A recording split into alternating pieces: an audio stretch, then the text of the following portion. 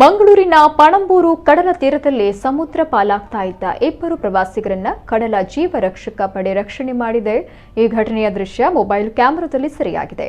ಬೆಂಗಳೂರಿನ ಮತ್ತಿಕೆರೆಯ ನಿವಾಸಿಗಳಾದ 20 ವರ್ಷದ ಪ್ರಸಾದ್ ಮತ್ತು 20 ವರ್ಷದ ರಕ್ಷಿತ್ ರಕ್ಷಣೆಗೆ ಒಳಗಾದ ಯುವಕರಾಗಿದ್ದಾರೆ. ಇಬ್ಬರು ರಜಾ ದಿನವಾದ ನಿನ್ನೆ ಮಂಗಳೂರಿಗೆ ಪ್ರವಾಸಕ್ಕೆಂದು ಬಂದಿದ್ರು. ಸಂಜೆ ಪಣಂಬೂರು ಬೀಚ್ಗೆ ವ್ಯವಹಾರಕ್ಕೆ ಬಂದಿದ್ರು. ನೀರಿಗಿಳಿದ ಇಬ್ಬರೂ ಕೂಡ ಸಮುದ್ರದ ಸೆಳೆತಕ್ಕೆ ಸಿಲುಕಿ ದಡಕ್ಕೆ ಬರಲಾಗದೆ ಅಪಾಯಕ್ಕೆ ಸಿಲುಕಿದ್ರು.